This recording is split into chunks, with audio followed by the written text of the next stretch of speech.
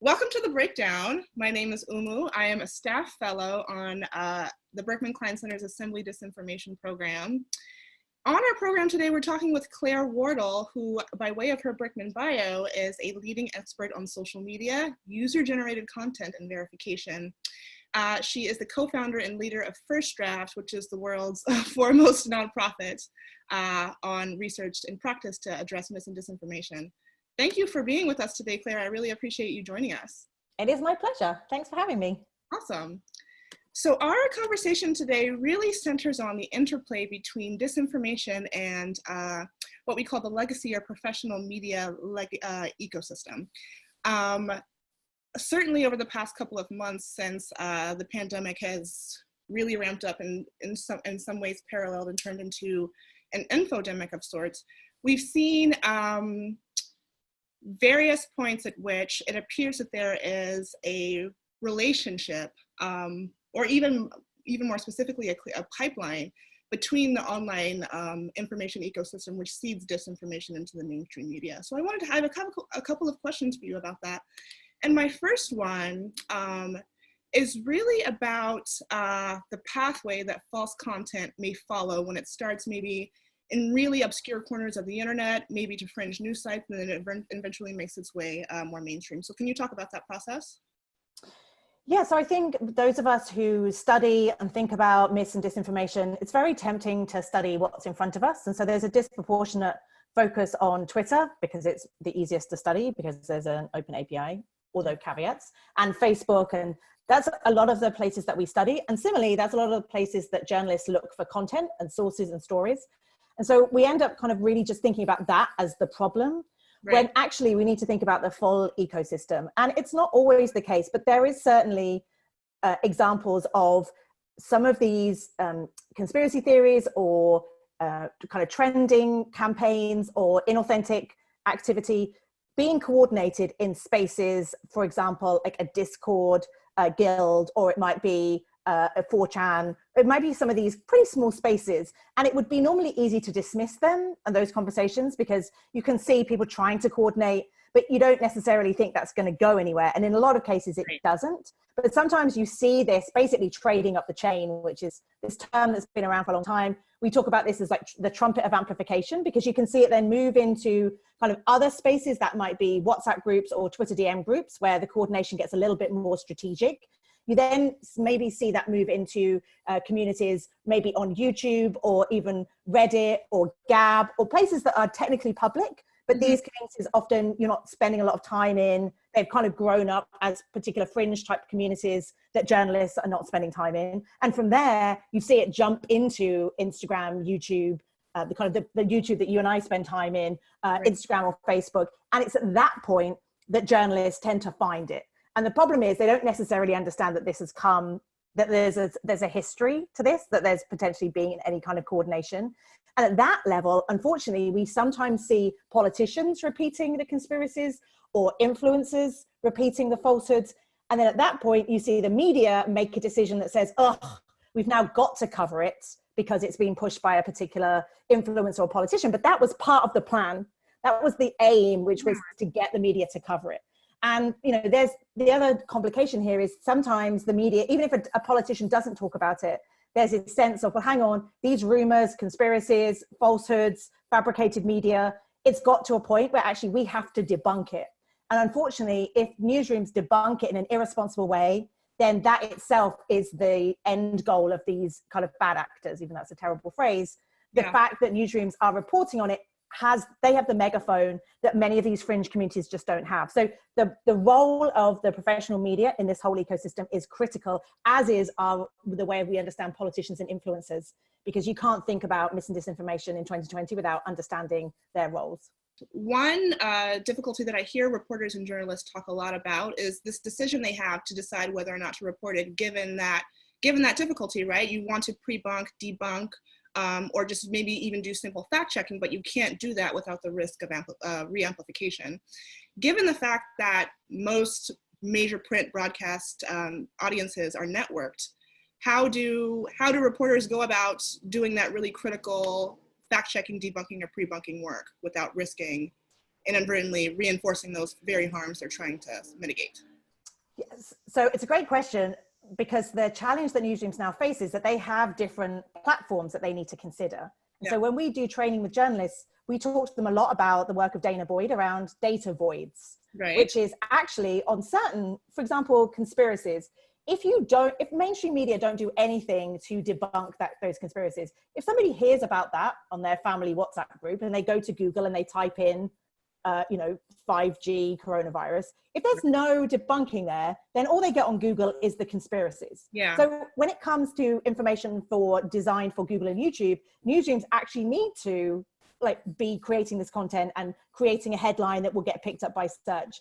However, if you're thinking about a tweet or a Facebook post that people are stumbling across, you have to be careful not to give oxygen to a rumor that they might not have heard about, because unfortunately our brains are really bad at making sense of truth and falsity. And even if somebody tells us it's false, a week later when people go back to study it, they're like, oh, somebody said something about Obama being a Muslim, I can't remember now, is he or not? We're really, really bad at making these distinctions. And so then we need to be more careful about ensuring that we don't tell people rumors that they haven't heard before. So it's really difficult to make sense of all of these things, and there's no hard and fast rules. But all of this is happening within an economy where newsrooms are increasingly struggling. We would be naive to not recognize that some of these headlines, some of these debunks actually get a lot of traffic. So a story, I think it was 2012, there's a now very famous YouTube video of an eagle stealing a baby in a park. And it's pretty oh my goodness. And then it transpired that it was actually a university in Canada. They'd been given an assignment to create a video that would fool journalists. And I was working with a newsroom at the time that ran the video, and I was like, oh my goodness, are you mortified that you ran this? And without missing a beat, the digital editor was like, well, no, the debunk will get twice the traffic. So there was a recognition that, and we have to be wary, be aware of that when we have these discussions. Right. Is there an understanding, within the industry that this is a problem and there is a wholesale shift of thinking that needs to happen? I would argue in the last 2 years, there has been many more discussions in newsrooms about the role that they are playing in the information ecosystem now that we have real challenges with information pollution. And some of the work by Whitney Phillips or Joan Donovan has really, I think, forced some internal conversations about this. And so what you see is newsrooms now saying, well, is it right that we use that particular keyword? Because now we've learned that if we use the keyword that actually will then send people to conspiracy theories online, maybe that's not sensible. So it is far from where we need it to be. But we're asking for a pretty big paradigm shift. Within the news industry, there has always been this idea that more sunlight is a disinfectant, that by holding people to account, by reporting on problems, that actually then that will help. The challenge here is these bad actors that we started talking about at the beginning of the interviews that potentially are sitting on 4chan or Discord or in WhatsApp groups coordinating, they really, that's their whole end goal, that they will get that coverage. Right. But it's very difficult. And in trainings, when you show journalists, listen, look, this is a discussion that they are having about you as journalists and how they can manipulate you into covering them. And it's only then you kind of have this light bulb moment from the journalist who say, well, that's not why I went into journalism. I did not go into journalism to, help these people get more coverage. And I think when you have a discussion about every newsroom thinks very strategically about how to cover a press release, how to cover suicide, how to cover troop movements during a war, I think then there's this sense of, oh, okay, this isn't anything new. We just have to be aware of the unintended consequences of our coverage, which previously we didn't have to think about when we were covering disinformation. Yeah. That really seems to relate to what was going to be my next question anyway, about the structural issues that give way to this dynamic.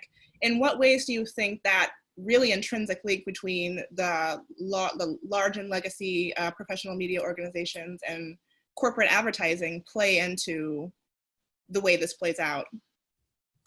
Well, I mean, we've seen some great journalism over the last 4 years in particular, kind of really taking to task the platforms and thinking about the way that the business model of the platforms drives disinformation.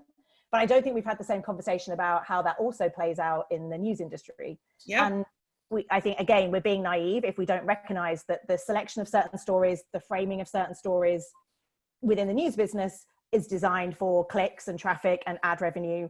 And because of that, you know, I think there have been stories written that have unfortunately done more harm. And again, it's very difficult in the moment to have these conversations. And I would say that over the last couple of years, I see much more reflection from newsrooms about these unintended consequences. But again, sometimes the people who are thinking about this aren't necessarily the people who write the headlines or ultimately decide what to cover. So that's the challenge. Yeah.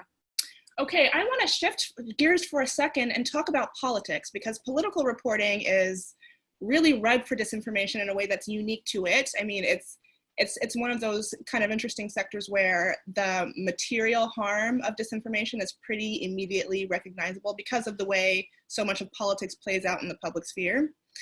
And I know that certainly over the last 10 years, there's been a growing conversation about the relationship, or maybe not the relationship, but better yet, the tension between balance and objectivity in political reporting.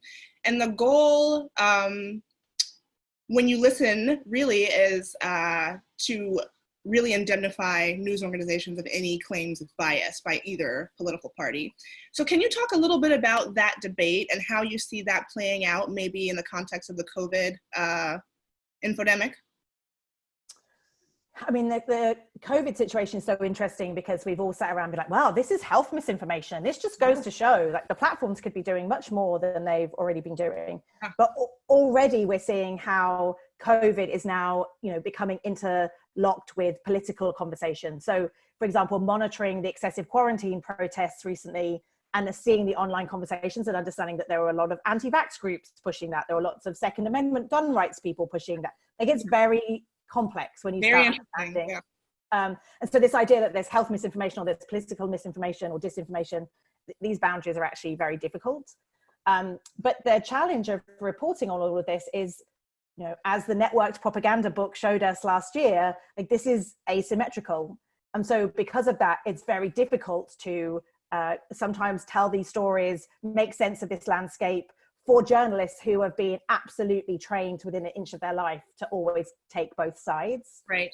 And in the same way, you know, there is the truth that most newsrooms do tend to have people who sit more on the left wing.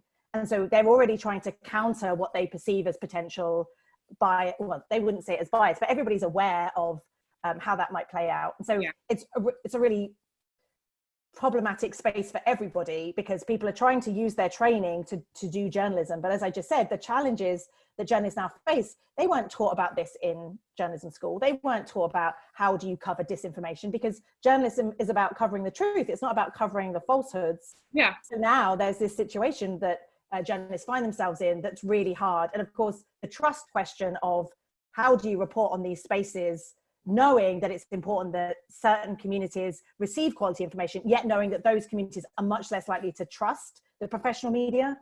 I think the fear I see is I see an increasingly polarized country politically, but also when we look at consumption of professional media, I see half the country going nowhere near the professional media, and those people are actually more likely to be recipients of misinformation.